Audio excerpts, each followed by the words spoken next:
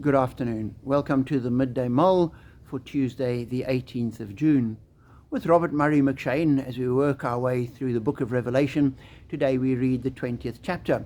And that begins, "And I saw an angel coming down out of heaven, having the key to the abyss, and holding in his hand a great chain. He seized the dragon, that ancient snake, who is the devil or Satan, and bound him for 1,000 years. And there's 1,000 years where God's people are at peace and can reign. And then we continues, when the 1,000 years are over, Satan will be released from his prison and go out to deceive the nations, to gather them for battle. And they surround the camp of God's people, but fire comes down and destroys them. And the devil who had deceived them was thrown into the lake of burning sulfur, where the beast and the false prophet have been thrown. They will be tormented day and night forever and ever." Now there's been debate around this 1,000 years, this millennium. Does it come right at the end? Is that after the resurrection? Does it come before the resurrection? Are we in that millennium at the moment? Was the 1,000 years between when Christ was ascended to heaven and his second coming? And not only has there been debate, there's been disagreement, which is, I suppose, part of debate around issues. But the disagreement has led to division, and there's been people that have divided churches, and there's been a lot of acrimony around it. And exactly how it works and how to make sense of it, individuals have to read the scriptures and decide for themselves.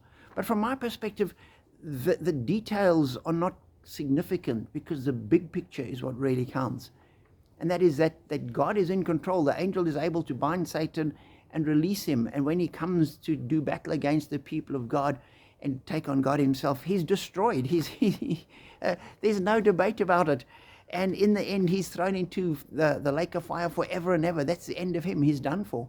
And so we're not living in one of those sort of movies where you wait until the last scene to find out what's going to happen. We know what's going to happen.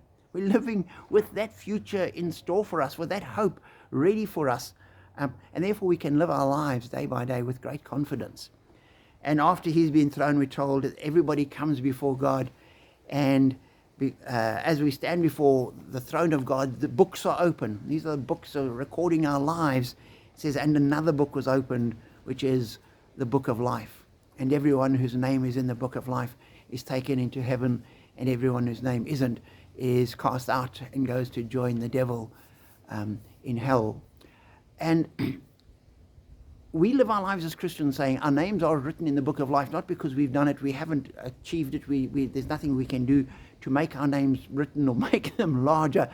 Jesus does it, and we trust in him that he is the one that calls us and that holds us, and he's got our names written.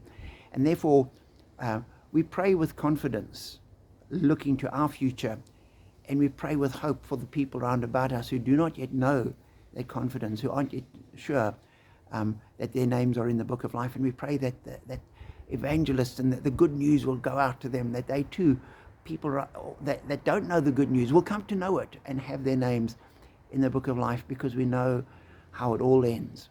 The future is already decided. We're just waiting for it to happen. Be blessed.